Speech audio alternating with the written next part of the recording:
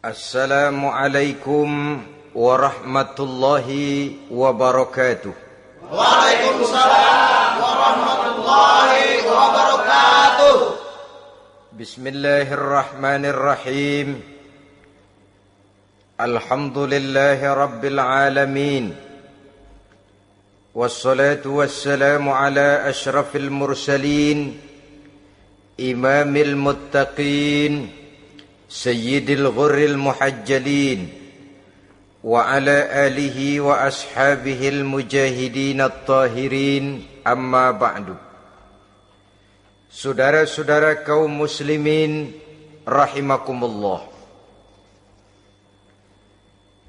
Satu hari ketika seorang ulama besar bernama Al-Imam Al-Faqih Abu Lais tengah berjalan-jalan di dekat kota Basrah, berkelumpulah sekelompok orang di dekat beliau.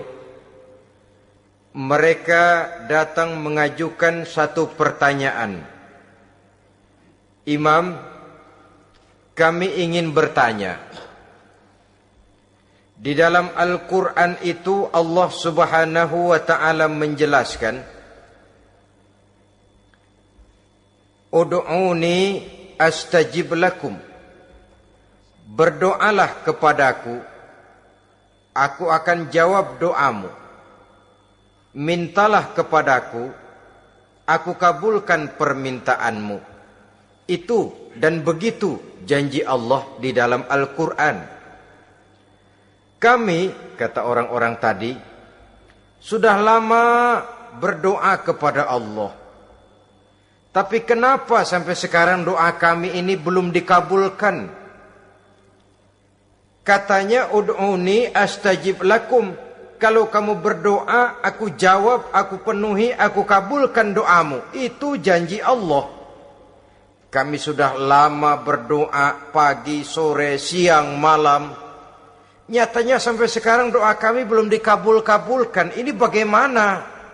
Apa ayat Quran salah? Apa Tuhan lagi lempengan gak denger?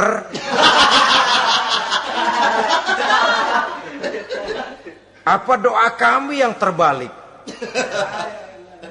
Kelihatannya sepele saja ini. Doa tidak didengar oleh Allah. Permohonan tidak dijawab, tidak dikabulkan oleh Allah. Tapi sebenarnya kalau kita mau merenung, kemalangan apa yang paling besar dalam kehidupan ini selain daripada kalau permohonan dan doa kita sudah tidak dihiraukan oleh Allah. Artinya hidup sudah tidak diopeni oleh Allah. Jangankan Allah, saudara-saudara, kita nggak diopeni sama mertua saja bingung.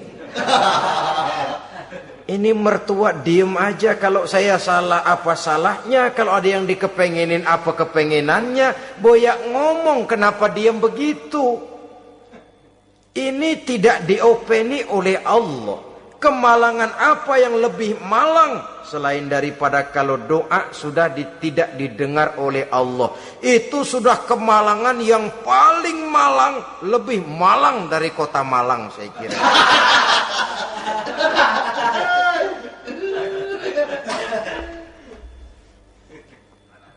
Menghadapi pertanyaan ini, Imam Al-Faqih Abu Lais senyum.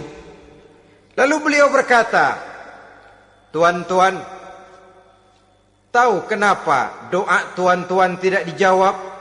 Permohonan tidak dikabulkan? Allah sudah tidak memperdulikan tuan-tuan ini? Kami tidak tahu, Imam, maka kami bertanya. Begini, hati tuan-tuan itu mati. Dari hati yang mati, channel tidak nyambung kepada Allah. Dari channel yang putus tidak ada getaran strom, bagaimana akan timbul gejala? Hatimu mati, jadi pantas kalau doa tidak dikabulkan, permohonan tidak dipenuhi, doa tidak terjawab, hatimu mati.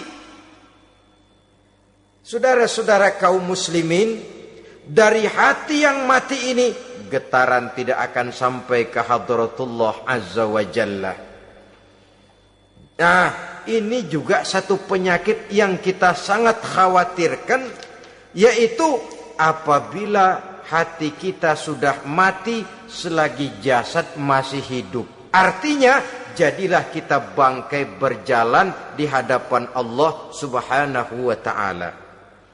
Sementara kita sangat disibukkan dengan menggali berbagai macam jenis obat penangkal penyakit zahir, dan kita kurang perhatian untuk mencari obat penangkal penyakit batin yang kalau diserang penyakitnya menghancurkan kehidupan abadi di akhirat nanti.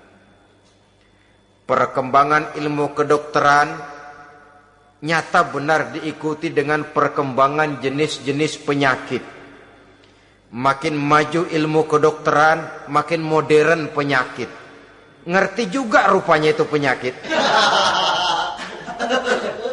Dulu kita tidak kenal yang namanya AIDS. Kita tidak tahu yang namanya liver. Kita tidak kenal yang namanya stres. Paling yang banyak cika, masuk angin, dan sebagainya. Tapi baiklah, penyakit-penyakit batin yang menyebabkan hati menjadi mati, dan dari hati yang mati, doa tidak naik, tidak didengarkan oleh Allah Subhanahu wa ta'ala. Nah, kata orang-orang tadi, yang menyebabkan hati kami mati ini apa, Imam? Beliau menjawab, pertama, araftumullaha wa lam tu'tuhu haqqahu. Yang menyebabkan hatimu jadi mati, pertama, kamu kenal benar kepada Allah, tapi haknya untuk disembah, kewajibanmu untuk menyembah, tidak pernah kamu laksanakan. Bagaimana Allah tidak akan jauh dari kita kalau kita tidak akan mengadakan pendekatan kepadanya. Dan pendekatan kepada Allah hanya bisa kita tempuh melalui jalur kegiatan ritual ibadah. Allah akan terlalu jauh apabila kita hanya membicarakannya lewat filsafat dan renungan yang mendalam. Tapi Allah akan dekat dan terasa hadir dalam hidup apabila kita dekati ia dengan pelaksanaan ibadah kepadanya. Kamu kenal Allah, tapi hakmu untuk menyembah, kewajibanmu untuk menyembah, haknya untuk disembah, tidak pernah kamu laksanakan. Kalau soal Allah kita kenal bukan main. Bahkan tidak hanya kita mengajarkan kenal juga kepada anak-anak kita. Kalau ditanya siapa pencipta matahari, bulan dan bintang? Allah. Siapa pencipta lautan, gunung, hutan belantara dan sungai-sungai? Allah. Siapa pencipta bumi, matahari dan sebagainya? Allah. Sembahyang apa enggak? Bagaimana nanti?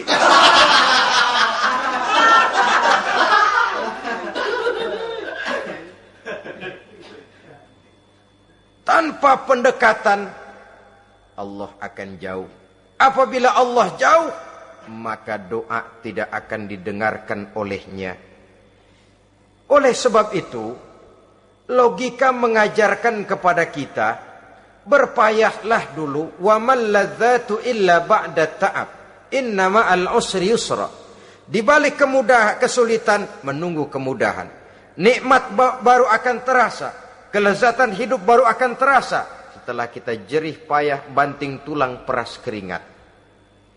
Rasanya memang lebih nikmat sepotong singkong hasil cucuran keringat sendiri ketimbang roti dijejelin orang. Ini berarti kita ingin mohon pertolongan kepada Allah, sementara dengan Allah sendiri kita jauh. Sama saja dalam kehidupan kita analoginya, saudara-saudara. Orang tidak kenal kepada saudara, tahu-tahu jauh dari saudara, tahu-tahu datang mau minjem duit. Apa kesan saudara? Enak aja, kenal enggak, dekat enggak, datang-datang mau minjem duit. Emang duit percetakan bapak lu?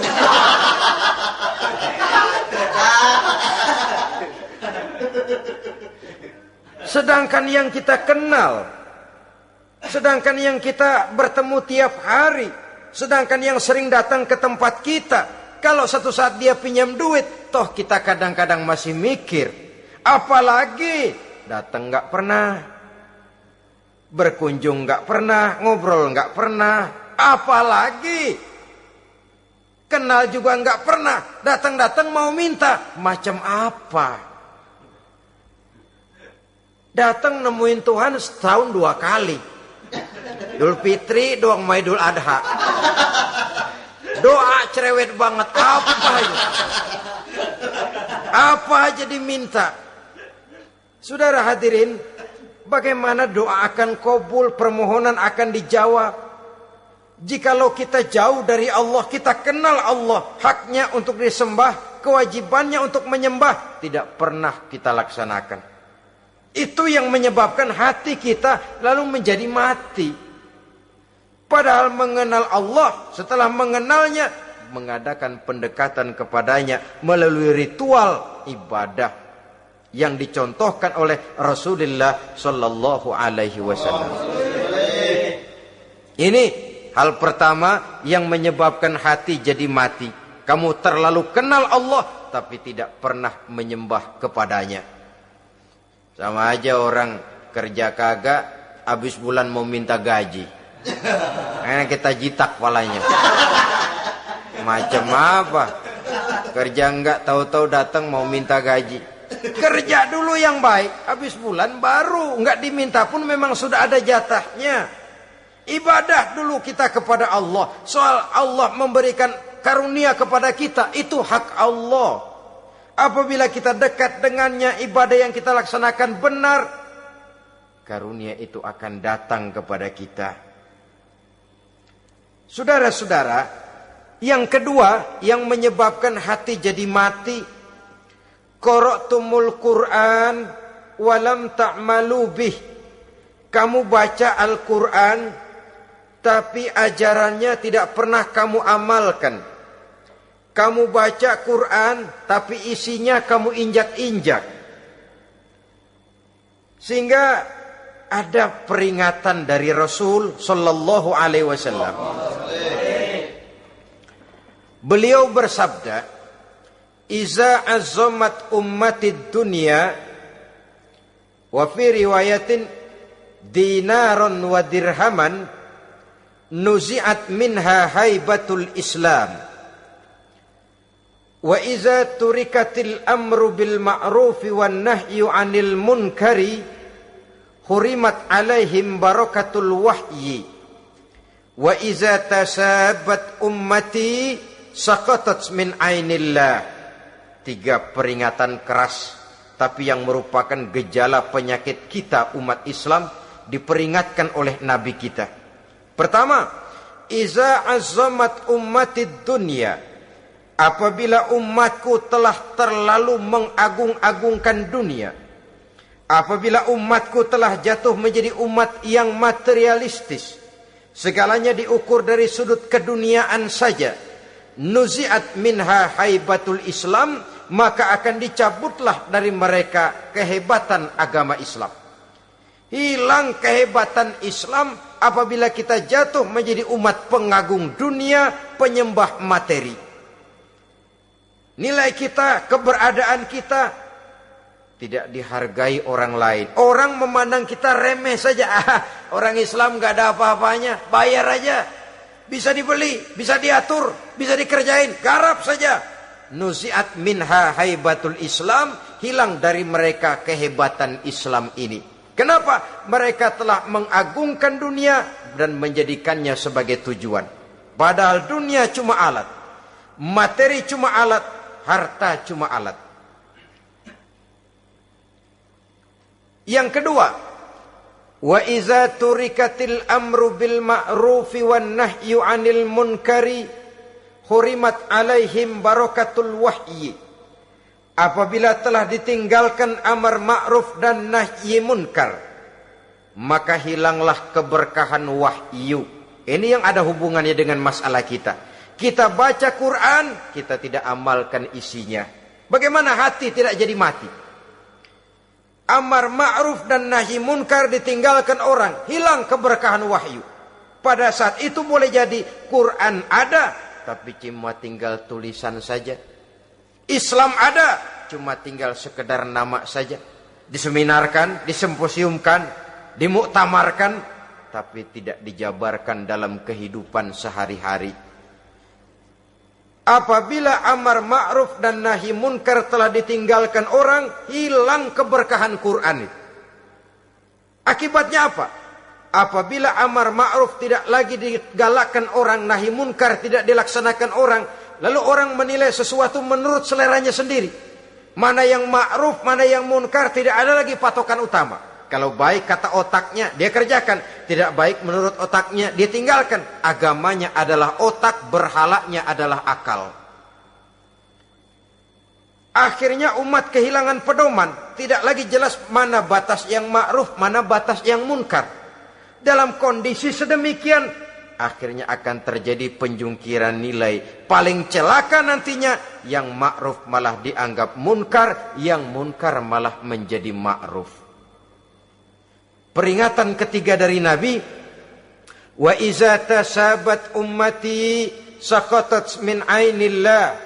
Apabila umatku sudah saling berbantahan, apabila umatku sudah saling caci memaki, saqatat min ainillah, jatuhlah mereka dalam pandangan Allah Subhanahu wa taala. Hilang wibawa umat yang sudah saling mencaci maki, saling menjatuhkan, saling gasak, gesek, gosok. Justru agama menganjurkan kita ini saling asah, asih, asuh.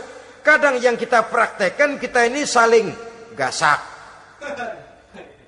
Yang kedua, saling gesek. Yang ketiga, saling gosok. Gasak, gesek, gosok. Kacau kita ini. Saling gasak, menjegal kawan seiring, menggunting dalam lipatan.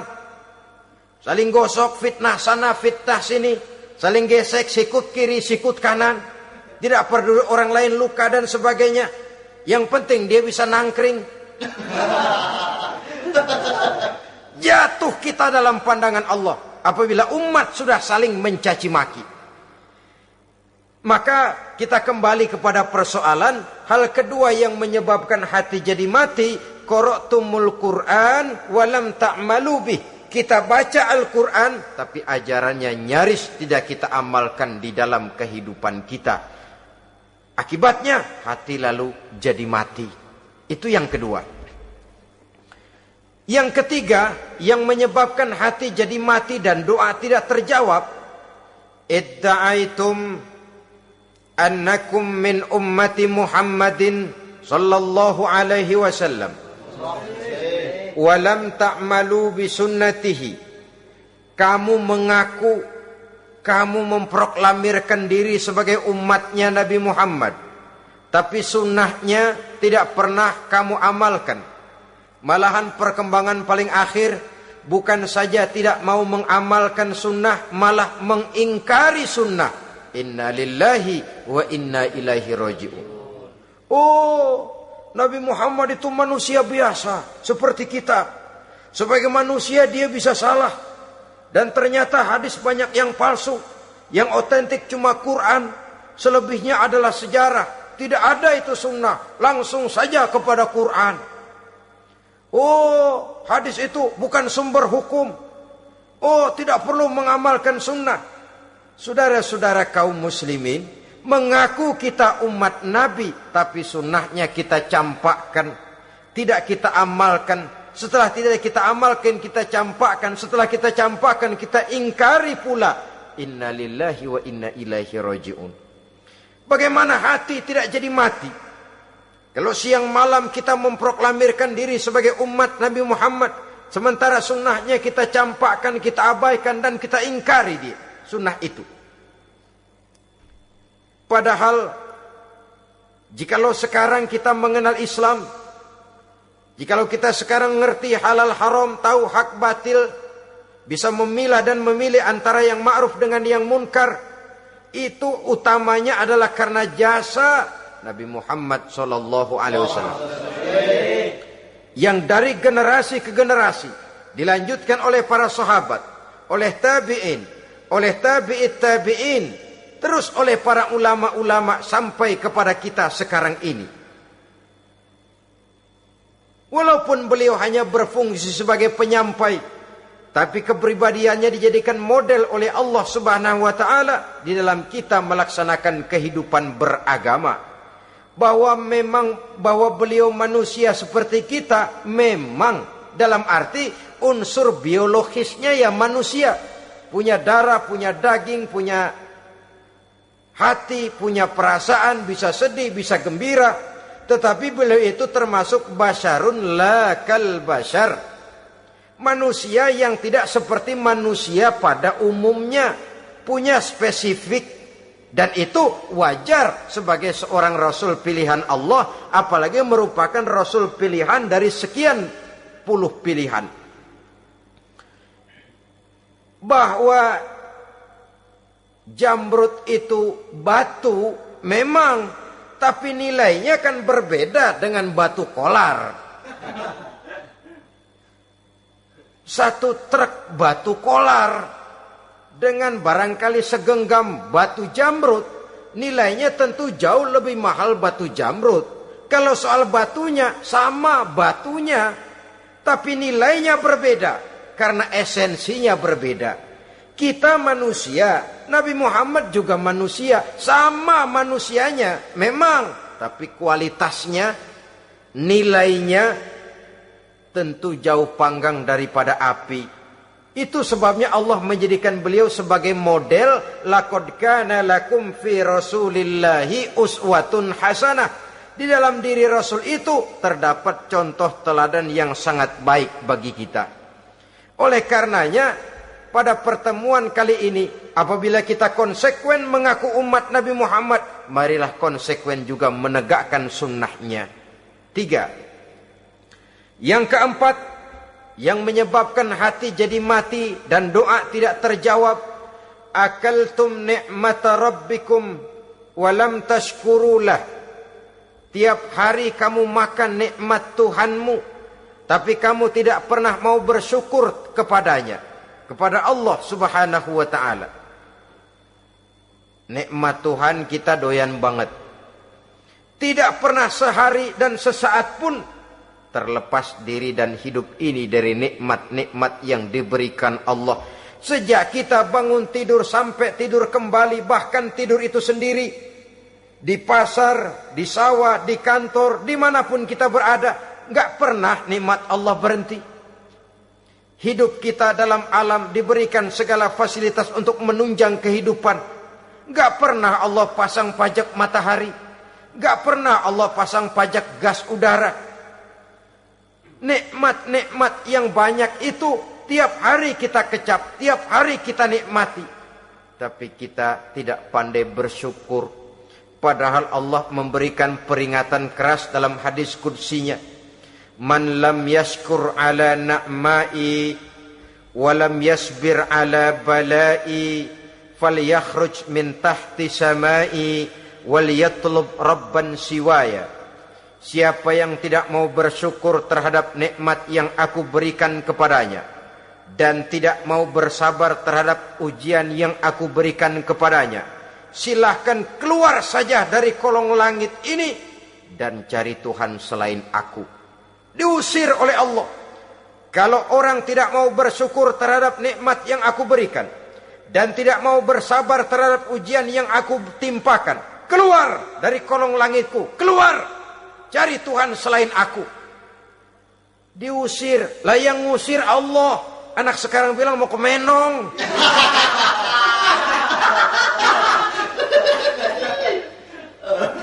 Kalau diusir kita dari Jakarta, masih bisa pindah ke Bandung. Diusir kita dari Bandung, bisa pindah ke Jogja, Solo. Diusir kita dari Indonesia, bisa pindah ke Singapura, Malaysia. Diusir dari kolong langit, mau cari langit mana lagi? Kalau kau tidak mau mensyukuri nikmatku, tidak sabar terhadap ujian yang aku berikan kepadamu, keluar saja, keluar dari kolong langitku ini, cari Tuhan selain aku. Kalau istilah kita mah Tuhan, jengkel banget udah itu. Nikmatku, nikmat yang aku berikan kau makan, tapi kepadaku engkau tidak pernah mau bersyukur. Saudara-saudara kaum muslimin rahimakumullah, wajar. Kita dulunya tidak ada, sekarang ada, nikmat. Susunan biologis manusiawi kita demikian cantik, nikmat. Tinggal di bumi, fasilitas yang kita perlukan disediakan, tinggal kemampuan kita mengelolanya. Nikmat. Diberikan kita otak yang membedakan kita dengan binatang, nikmat. Diberikan kita agama, diutus para rasul untuk jadi model dalam kehidupan kita, nikmat. Kalau cara kita emang kurang apa sih? Apa yang kurang, hai manusia? Engkau tidak ada, aku adakan. Kalau aku perintahkan kau tinggal di bulan, mungkin kau tidak akan sanggup hidup. Begitu lahir juga kelepek-kelepek habis. Ya nggak ada HO2 toh di bulan, mau ngisap apa? Aku tinggalkan kau, aku perintahkan tinggal di permukaan bumi. Alamnya indah, fasilitas serba menunjang. Nikmati semuanya, semuanya untuk kamu, semuanya. Satu pintaku, syukuri nikmat yang aku berikan kepadamu. Ya bukan cuma syukur dalam ucapan, syukur dalam perbuatan. Banyak nikmat yang diterima, makin banyak dia sujud, makin banyak dia ruku, makin banyak dia mengadakan pendekatan kepada Allah. Syukur dalam artian berupa tindakan dan perbuatan, mempergunakan nikmat sesuai dengan kehendak yang memberikan nikmat itu sendiri kepada kita. Saudara-saudara kaum muslimin rahimakumullah, ini penyakit yang keempat. Kamu makan nikmat Tuhanmu, tapi kamu tidak pernah pandai bersyukur kepadanya, mensyukuri nikmat yang diberikan tadi. Bagaimana hati tidak jadi mati? Kita sibuk mempersolek jasmani, mencari obat penangkal penyakit zahir. Maka yang ramai di zaman sekarang, saudara lihat, salon, fitness, senam, macam-macam jenis. Tidak ada salahnya dan tidak ada jeleknya. Tapi kalau itu sampai melupakan kita kepada memperindah batin, memperbaiki jiwa, artinya bukankah kita perlahan tapi mempersiapkan diri menjadi bangkai berjalan di hadapan Allah. Dengan operasi plastik, yang pesek jadi mancung, yang sipit jadi belok, kulit keriput jadi kencang, pipi terlalu cekung bisa diatur. Saudara-saudara, tapi kalau hati yang rusak, jiwa yang rusak, kemana lagi kita akan berobat kalau bukan kepada agama? Maka hati itu jadi mati apabila kita selalu memakan nikmat Allah dan tidak pandai mensyukuri nikmat itu. Dari hati yang mati tidak akan ada getarannya. Oleh sebab itu doa tidak terjawab. Selanjutnya, yang menyebabkan doa tak terjawab dari sebab matinya hati, qultum annal mauta haqqun wa lam tasta'iddu lahu. Kamu berkata, kamu yakin bahwa mati adalah sesuatu yang benar, tapi kamu tidak pernah punya persiapan untuk mati. Padahal menurut logika, orang yang akan bepergian jauh tentu dia harus mempunyai bekal yang cukup. Semakin jauh jarak perjalanan yang akan ditempuhnya, semakin banyak perbekalan yang harus dibawanya. Dahulu, seketika beberapa jamaah dari Yaman akan melaksanakan ibadah haji dengan nekat, mereka berprinsip, pokoknya kan berangkat haji jadi tamunya Allah. Nanti Allah yang akan ngelayanin. Mereka nekat, modal badan doang berangkat. Diadukan kepada baginda Rasul, lalu turun peringatan dari Allah, wa tazawwadu fa inna khairaz zadi taqwa.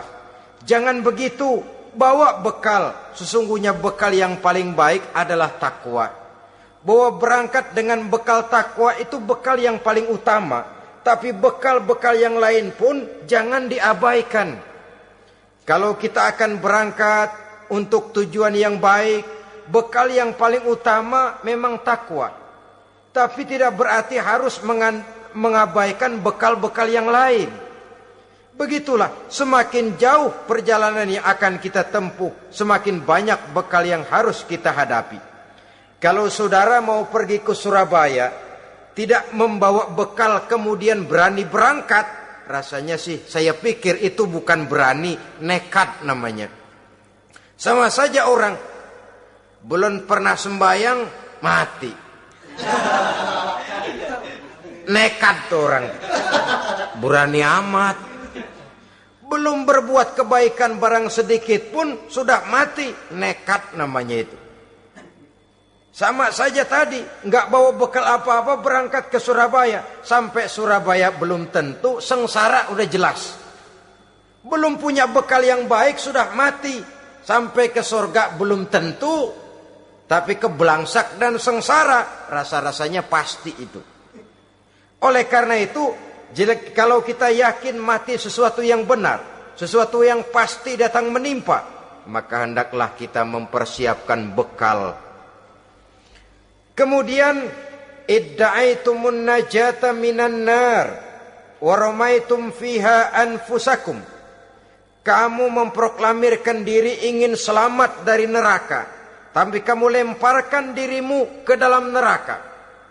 Bagaimanapun bajingannya bajingan, kalau ditanya ente mau masuk neraka enggak, jawabannya pasti enggak. Itu pasti perbuatannya sendiri yang melemparkan dirinya ke dalam neraka, membiarkan dirinya berlarut-larut, bertimbun-timbun dalam dosa dan kesalahan, dan tidak akan ada niatan untuk memperbaiki diri. Hanyut di meja judi, habis ditelan minuman keras, fitnah sana, fitnah sini, hasud sana, hasud sini. Padahal mulutnya ingin selamat dari neraka, perbuatannya malah melemparkan dirinya ke dalam api neraka. Tidak ada orang yang lebih sayang kepada diri kita selain kita sendiri. Dan menyayangi diri itu tidak cuma dengan memandikannya sehari 3 kali, memakaikannya parfum dengan segala macam merek, memakai sabun yang wangi-wangi, minyak yang harum-harum. Lebih daripada itu, jaga dan sayangi diri. Jangan jatuhkan dia ke dalam perbuatan-perbuatan yang bisa menjerumuskan diri itu ke dalam neraka. Kemudian disambung oleh Imam Al-Faqih Abu Lais yang menyebabkan doa tidak terjawab karena hati mati. Idda'aitum dukhulal jannah walam ta'malu laha. Kamu ingin masuk surga, tapi kamu berat mengamalkan perbuatan yang bisa menyampaikan kamu ke surga. Semua kita kalau ditanya, mau masuk surga? Mau. Tapi jarang yang berlomba melakukan perbuatan-perbuatan yang bisa menyampaikan kita ke surga. Kemudian yang terakhir kata Imam Al-Faqih Abu Lais, dafantum mautakum walam ta'tabiru laha. Kamu menguburkan orang yang mati di antara kamu, tapi kamu tidak bisa mengambil iktibar, tidak bisa mengambil pelajaran dari mayit yang jenazah yang kau kuburkan itu. Mestinya kan nguburin orang tuh membuat sadar. Iya, kalau sekarang dia saya baringkan di liang lahat, menghadap ke arah kiblat, bantalnya tanah. Setelah itu ditutup dengan papan, lalu ditimbun dengan tanah. Iya, sekarang giliran dia, giliran saya, entah besok, lusa, bulan depan, tahun depan, tapi pasti mengubur mayat, mengubur jenazah, tapi tidak bisa mengambil iktibar dari yang dilaksanakannya itu. Ini merupakan penyakit-penyakit batin yang merupakan handicap, yang menimbulkan jarak antara kita dengan Allah Subhanahu wa ta'ala. Pantas kalau itu semua ada pada diri kita, hati jadi mati. Dari hati yang mati, doa tidak akan tembus. Kita tidak lagi akan diperdulikan oleh Allah Subhanahu wa ta'ala. Dan itu sekali lagi kemalangan yang terbesar dalam kehidupan kita. Bagaimana jalan keluarnya? Pertama, memperbaiki batin kita, menyelamatkan diri daripada penyakit-penyakit yang bisa mematikan hati seperti yang sudah saya sebutkan tadi. Yang kedua, berdoa dengan adab. Sehingga tata cara di dalam kita bermohon kepada Allah Subhanahu wa ta'ala dibicarakan secara khusus oleh Al-Imamul Ghazali dalam kitab Ihya beliau yang disebut adabud doa. Adab di dalam kita melaksanakan doa kepada Allah Subhanahu wa ta'ala.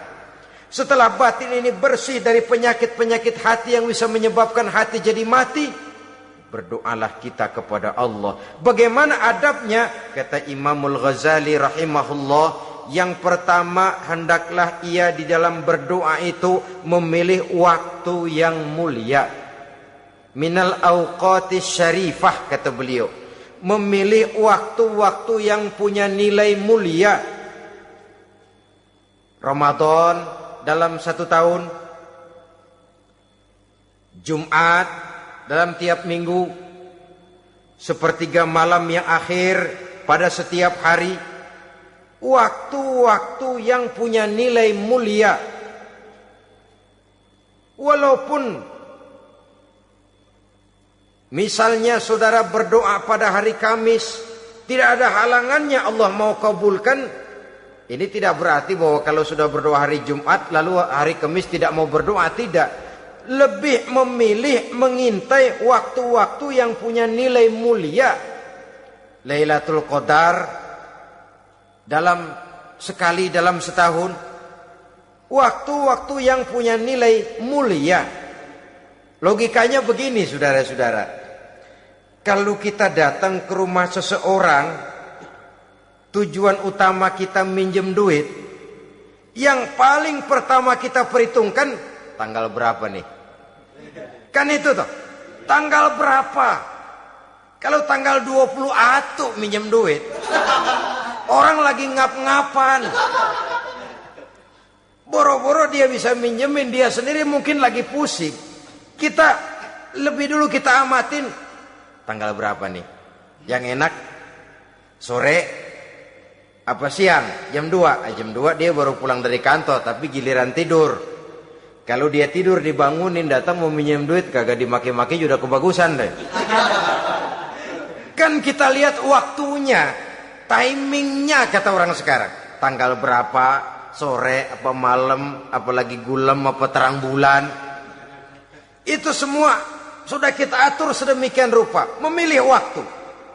Yang kedua kata Imamul Ghazali, memilih keadaan yang istimewa. Kalau tadi soal waktu, yang kedua soal keadaan. Ada situasi-situasi di mana doa itu diijabah oleh Allah Subhanahu wa ta'ala. Di antaranya kata Imam Abi Hurairah, inda zahbis sufuf fi sabilillah. Pada waktu mengatur barisan perang membela agama, di situ doa kabul. Inda nuzulil ghais, ketika turun gerimis, di situ doa makbul. Inda iqamis shalah, ketika salat mau didirikan, riwayat lain bainal azan wal iqamah, antara azan dan qomat, di situ doa makbul. Itu memilih keadaan-keadaan. Kemudian yang ketiga kata beliau, berdoa menghadap kiblat. Ya, apa kalau doa madhab mudik Tuhan gak tahu? Tahu. Tuhan gak dengar? Dengar. Cuma lebih etis. Lebih etis kalau kita berdoa menghadap ke arah kiblat. Saudara-saudara kaum muslimin rahimakumullah. Yang keempat, hifdzus saut, menyederhanakan suara.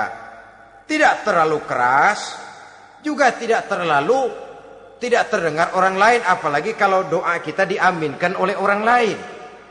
Tidak usah terlalu keras. Kenapa? Karena Allah yang kita meminta kepadanya bukan zat yang tuli, bukan zat yang buta, bukan zat yang tidak dengar, bahkan dia maha dengar. Juga tidak terlalu seperti orang berbisik-bisik, apalagi kalau doanya doa bersama-sama. Tapi kadang-kadang terdorong oleh husnuzon dari para makmum saja. Tidak peduli apa yang dibaca oleh imam, yang kedengaran cuma amin aja gerengan. Amin, amin, amin, amin, amin, amin.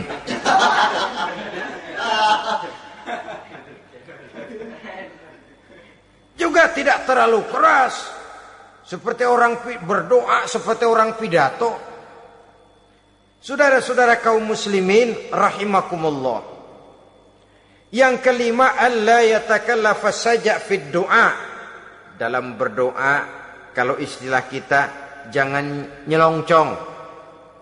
Sajak sujak ini menunjukkan sikap berani kepada Allah. Misalnya ada orang berdoa, ya Allah ampunilah saya kalau engkau mau.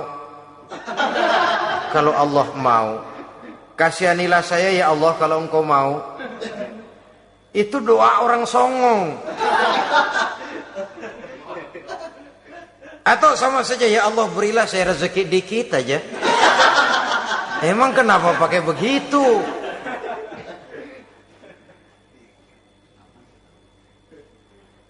Allah yatakallafa saja fi du'a.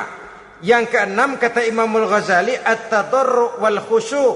Dengan tadarru' dan khusyu', dengan sikap tawadu, benar-benar ya seperti kita lah kalau datang memang menghajatkan pertolongan dari seseorang, segala action kita atur supaya hajat kita itu kabul, kan begitu.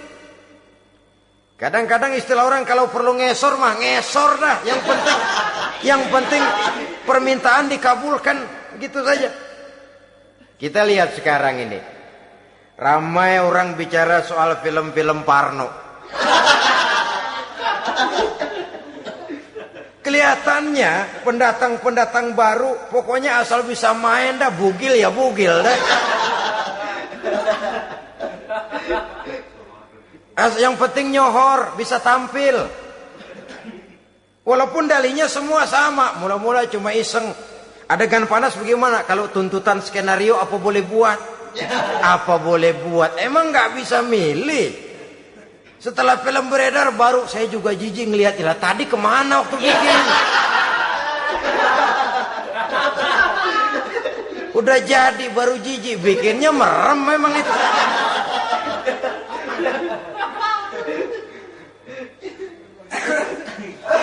Tapi ada satu analogi, asal bisa main, asal bisa tampil di layar, apa saja jadi taruhan sudah. Bugil ya bugil dah, nggak soal dah, pokoknya bisa main, tampil, nyohor, masuk koran. Udah seperti kata-kata orang Arab, bul ala zamzam fatu'raf. Kalau pengen terkenal kencingin sumur Zamzam. Artinya apa? Bikin yang aneh-aneh, yang orang nggak kerjain, ntar ngetop. Yang ngetop lempengan jeleknya.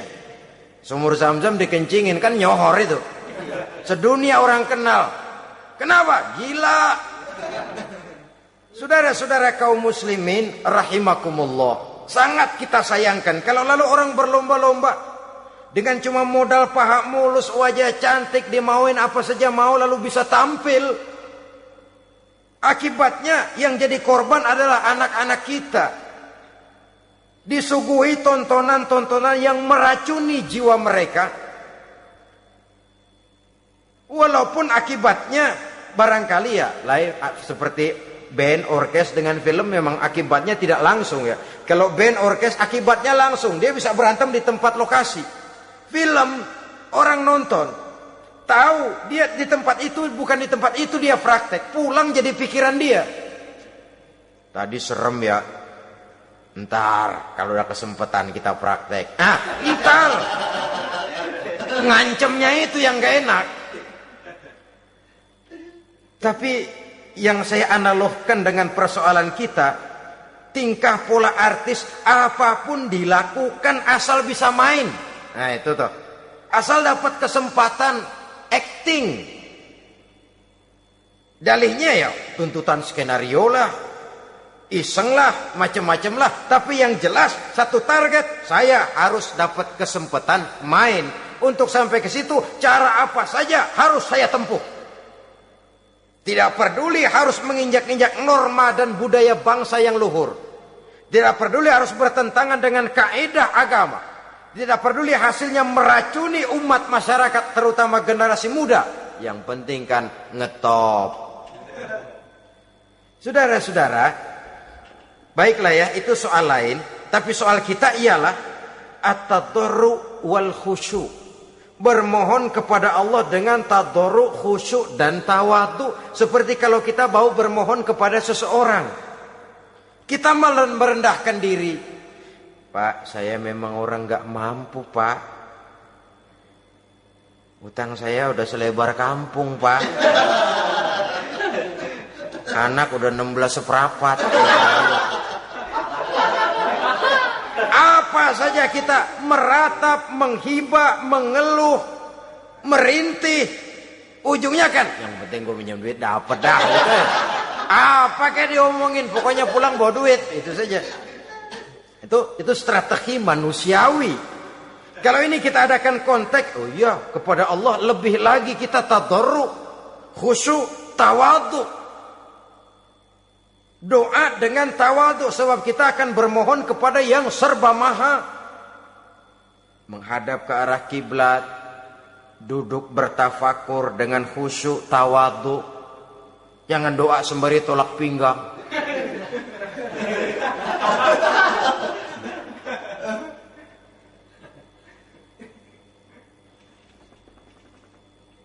Yang ketujuh, kata Imamul Ghazali, ayyujzimad du'a wa yuqina bil ijabah.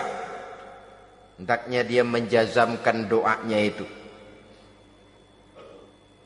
Dan yakin bahwa doanya akan dikabulkan oleh Allah. Sebab kata Nabi, innallaha la yaqbalu du'aan min qalbin ghafilin lahin.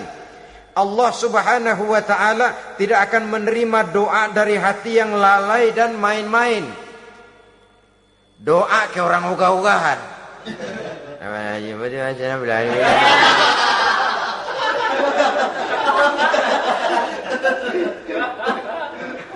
Kali malaikat nyongok dong, lu minta apa lu?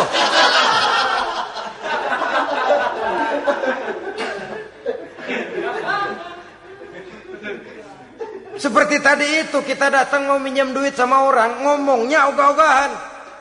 Minjem duitnya dikasih syukur, enggak ya udah. Ya enggak dah, enggak dikasih sudah. Kenapa? Mintanya begitu. Enggak serius. Dan enggak yakin bahwa doanya akan dikabulkan. Kalau kita sudah punya keyakinan, jangan-jangan doa saya enggak diterima Allah. Enggak. Kata Allah, ana inda zanni abdi bi. Aku sih bagaimana menurut sangka hambaku kepadaku saja. Kalau sangkanya baik, aku baik. Kalau sangkanya doanya dikabulkan, aku kabulkan. So itu doa harus dengan pasti. Dan harus dengan yakin doa itu akan dikabulkan. Dan meluruskan harapan. Membenarkan cita-cita. Meluruskan maksud apabila doa itu dikabulkan oleh Allah subhanahu wa ta'ala. Saudara-saudara, oleh karenanya jangan doa setengah hati. Jangan berdoa sambil main-main. Apalagi menghadap kiblat dengan dua tangan terangkat sebagaimana dicontohkan oleh Rasulullah sallallahu alaihi wasallam. Bahwa berdoa tanpa mengangkat kedua tangan pun Allah tahu. Allah dengar. Tapi kelihatannya kurang serius. Seolah-olah terserah dah Tuhan, mau dikasih ya kasih, enggak ya udah. Seolah-olah kita tidak serius dalam berdoa. Kemudian yang berikutnya kata Imamul Ghazali, ayyaftataha du'a bi zikrillah fala yabda'u bi su'al. Hendaknya dia mulai berdoa itu dengan menyebut nama Allah, berzikir kepada Allah, fala yabda'u bi su'al, jangan langsung memulai dengan permintaan. Ini tata krama etisnya. Sama juga orang kirim surat, salam sejahtera kami haturkan. Padahal mah nggak ada itu juga nggak apa-apa. Itu kan maksud mukaddimah saja. Besar harapan kami semoga Bapak dan sekeluarga di sini pun berada dalam keadaan sehat walafiat. Selanjutnya kami telah dengar dari berbagai teman tentang kedermawanan Bapak, tentang bantuan Bapak di berbagai bidang yang menyangkut sosial pendidikan.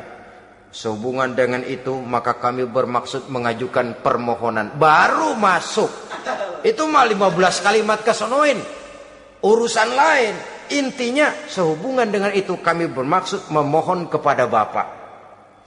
Kita mulai. Salam sejahtera kami haturkan, bersama ini pula kami macam-macam lah. Sama juga seperti tadi itu. Kita datang mau minjem duit. Datang karena kita tahu datang habis bulan. Malam terang bulan. Udaranya sejuk. Ngobrol lah kita. Dapat teh. Apa kabar Pak? Baik. Aduh Bapak sih, untung dah Pak. Kayak pemurah lagi. Saya tahu Bapak banyak nyumbang di mana-mana. Di Angon aja tuh orang di Angon.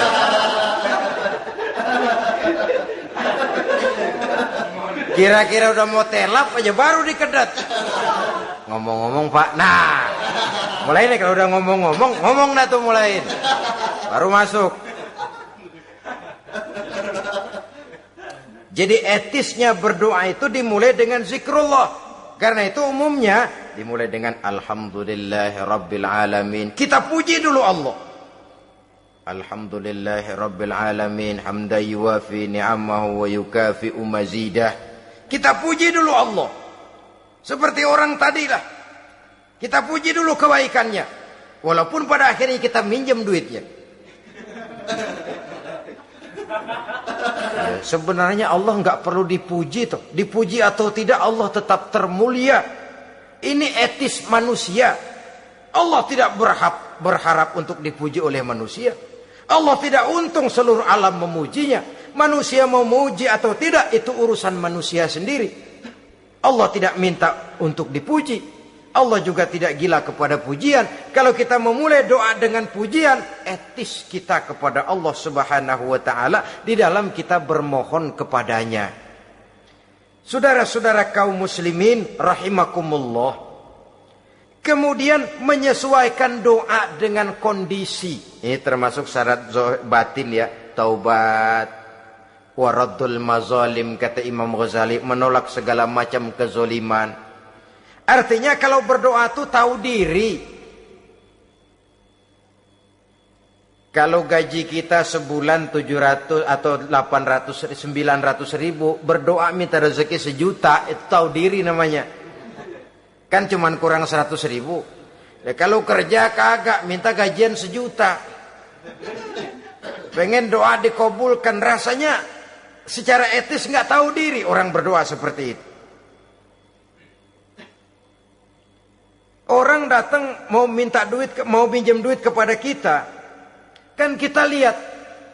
Kira-kira mampu ngembaliin gak nih orang. Kita lihat, kita evaluasi kemungkinannya. Lalu si yang minjem tentu tahu diri. Kalau memang kekuatannya ngembaliin. Tidak seperti kekuatannya mulangin. Hendaknya dia timbang rasa. Begitu juga kepada kita etisnya kepada Allah Subhanahu wa ta'ala.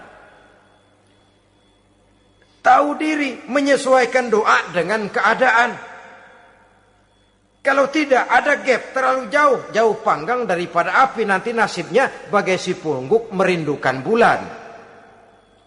Apabila adab-adab di dalam berdoa ini kita perhatikan, sejak dia dari adab yang zahir sampai kepada adab yang batin, kemudian penyakit-penyakit yang membuat hati itu jadi mati, maka insya Allah doa kita dijabah oleh Allah Subhanahu wa ta'ala.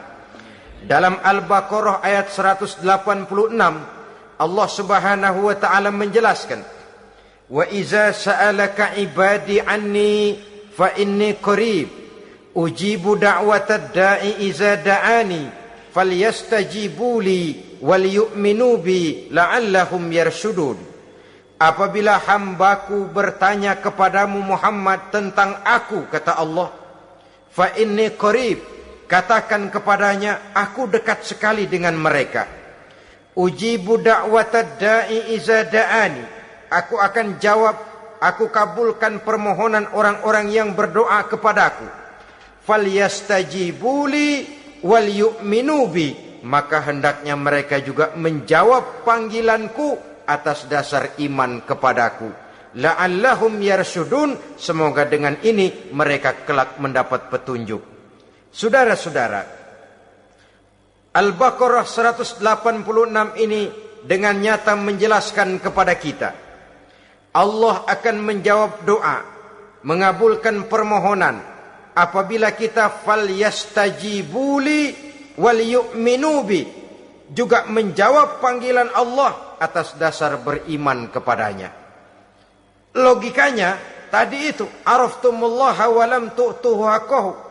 Kita tidak pernah mau menjawab panggilan Allah sementara kita berharap doa kita dijawab oleh Allah. Apa enggak pincang? Apa enggak berat sebelah? Panggilan Allah kita berat memenuhinya, sementara kita sangat berharap agar permohonan kita, seruan kita dikabulkan oleh Allah. Menjawab panggilan Allah atas dasar beriman kepadanya. Kenapa? Ada orang menjawab panggilan bukan berdasarkan iman, tapi karena target lain. Datang sembahyang Jumat paling dulu, target utamanya pulang juga paling dulu nyabet sendal, nyabet sepatu. Menjawabnya iya, tapi tidak karena iman. Jadi apabila kita rajin menjawab panggilan Allah atas dasar beriman kepadanya, maka seruan, permohonan, doa niscaya dikabulkan olehnya. Ini saja, mudah-mudahan ada manfaatnya.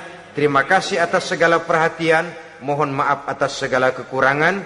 Usikum wa nafsi bitaqwallah. Wassalamualaikum warahmatullahi wabarakatuh. Waalaikumsalam.